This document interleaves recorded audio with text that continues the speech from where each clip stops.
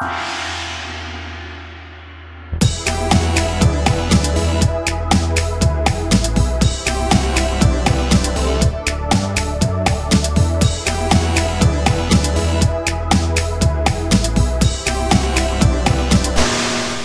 end this season with our 4th PlayStation episode, which is a bit of a mixture of games that, one, are proper nostalgia trip games for me, having played them a lot prior to the turn of the millennium.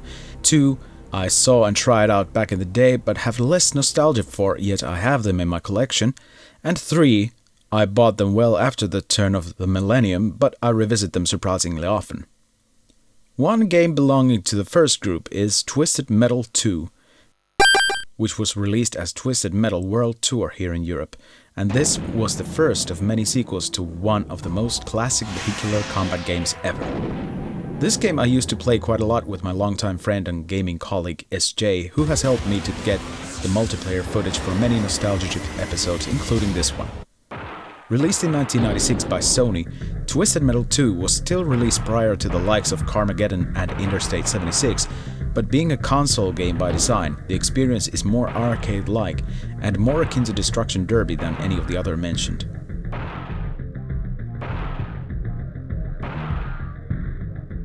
The player's viewpoint is mostly fixed behind and above the vehicle kind of a view, and the focus of the action is more on getting your opponents destroyed by rockets or bullets or whatever you happen to have in use. By default, there are 12 contestants you can choose to play as, but there are 2 unlockable characters as well, all of which have their own special vehicles with special abilities.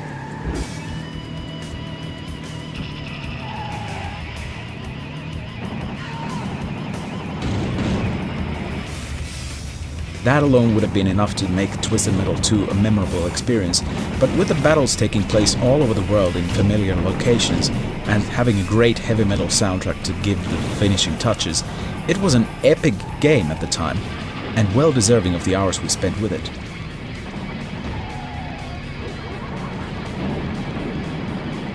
If having a fairly successful series of games from 1995 to 2012 wasn't enough, Sony decided to turn the franchise into a live-action series, which was released on Peacock Network this July. I have yet to see the series, but I've heard surprisingly good things about it, and I'm definitely looking forward to seeing that whenever possible. But I doubt the series will bring me back to the late 90s like the games do.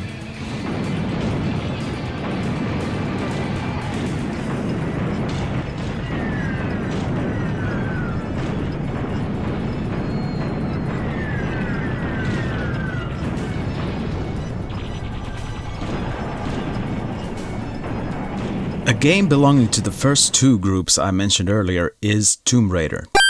To be frank, I never understood the popularity of this one, even after the sequels got the graphics slightly better. A female Indiana Jones with a big pointy triangular chest doing not much different things than Conrad did in Fade to Black the previous year, but the camera angles are still a pain in the neck. Well, I suppose Tomb Raider popularized the third-person action adventuring, which was really a thing for console gamers specifically. At least that's how I see it. I've tried to play Tomb Raider occasionally, just about one good long session every few years or so, but it just never clicks for me, just like none of its modern equivalents do. I'm as much allergic to the Tomb Raider point-of-view platforming and shooting as I am of the isometric adventure games in the style of Nightlore. Use the D-pad to go into the music room. There are enough of interesting puzzles and nice locations to keep you going on for a bit, but the majority of time I ever spent on trying to shoot at things has always been spent on aiming, which, without a properly analog controller such as a mouse, is infuriating.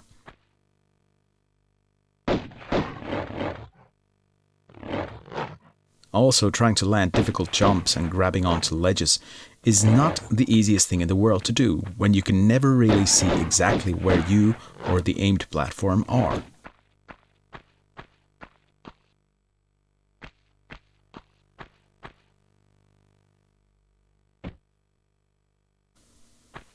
Back in the day, Tomb Raider was one of those games I preferred to watch other people play than play it myself. Although I certainly had my share of tries then, and I guess it still is that way. but at least now I'm putting more effort into trying to learn it, to enjoy it.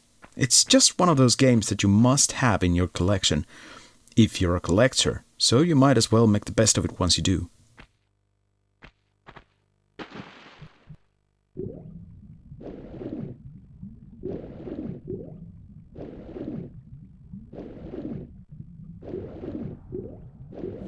This next game wasn't actually even a game I used to play, nor have I played it very much since my active PlayStationing years. The main reason for including this game, G-Police, here today is because one of my old music conservatory friends who passed away a few years ago used to play this a lot, and even seeing the cover art for this game reminds me of those conservatory years, so the game's found its way into my collection for that reason alone. So in a certain way, it is very much a nostalgia trip game for me. This is advanced flight training. Follow the indicated path as fast and as safely as possible. Times are being recorded. Good luck. Of course, as things have a tendency of happening, I took a while to learn how to play G-Police for this episode, hence the long wait. The year is 2097, and you control Slater, a government police officer whose job it is to control a Havoc gunship and hunt down all sorts of enemy craft in various domed cities. Half of the time in the game is spent on watching video briefings and loading levels, and most of your playing time is spent flying around in the dark cities, trying to get the game to trigger events and give you some pointers as to where you should be heading, and perform some sort of a police assignment, which for the most part is demolishing some other flying vehicles.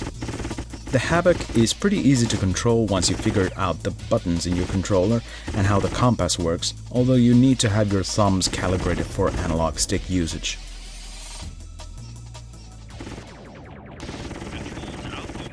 Perhaps because of its futuristic dystopian city visuals, G-Police reminds me quite a lot of a DOS game I have mentioned in an earlier episode called Quarantine.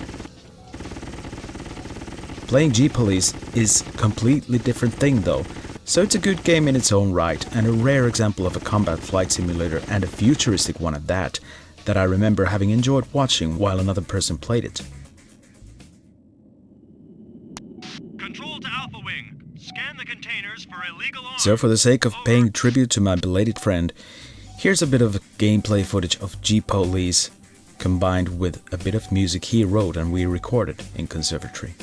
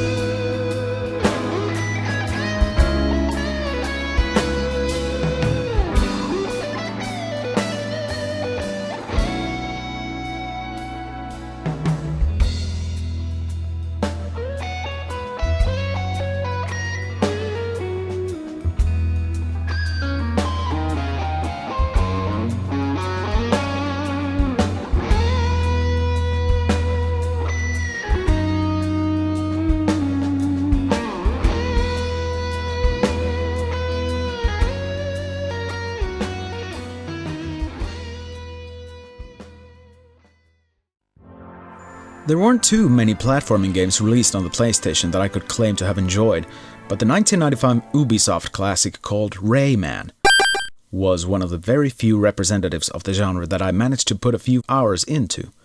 Compared to most other games in my PlayStation Nostalgia Trip Games episodes though, it's not a whole lot of time. Hi, folks. You want to know what's going on? Let me tell you the story of Rayman. Unlike its direct sequels, the original Rayman was still designed in beautiful 2D, and it felt like just enough of a step up from the 16-bits to make an impact. The graphical design in Rayman is absolutely the direction I was hoping platform games would be going for at the time. Lush colors, lots of details, superb animations, and most importantly, personality. Evil Mr. Dark steals the Great Proton and defeats Batilla the Fairy as she tries to protect it. Rayman's dislocated fists and other gimmicks were just the cherry on top of a fairly large cake that still managed to bring a smile to my face. Although 3D platforms were just around the corner, It was obvious to everybody that if the best 3D games on the PC didn't look even remotely realistic in 1995 or even in 1996, then there was no way that consoles with inferior hardware would be able to pull off good-looking 3D graphics with any credibility. Ample proof of this, I think, was given with Tomb Raider, but we're getting sidelined there. Rayman is a fine example of a platforming adventure of its time. Although there are only 6 worlds to get through, there are a good number of maps within each world, and your mission is to find and free all the Electoons from cages before you're able to reach the inevitable evil mastermind Mr. Dark and defeat him. Your journey starts off simple enough, with Rayman having fairly simple abilities to walk, crawl, jump and make silly faces, but you will obtain special powers during the course of the game. It's just what a mid-90s platforming game ought to be, and it's a must-have for your PlayStation even if you're more into the 3D platformers, because this has its own firm place in the history of platforming games.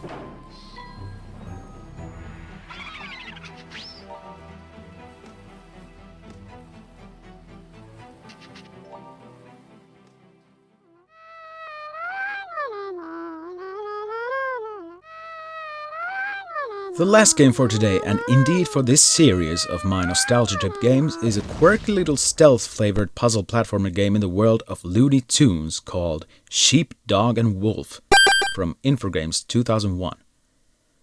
Actually, I think the first couple of times I played this game was on PC, but I bought this eventually for the PS1, which is where I have spent most of my time with this game.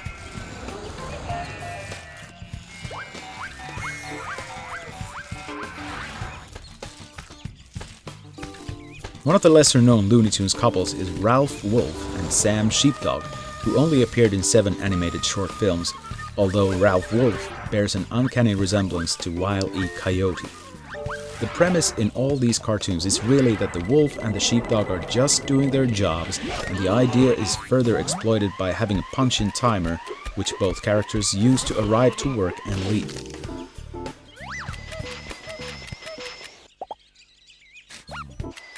Ralph's job is to abduct the sheep, while Sam's job is to stop Ralph from accomplishing his task. Of course, this game follows that idea to the point, which is one of the best implementations of a Looney Tunes theme and plotline that I have ever seen in a video or computer game, if not the best.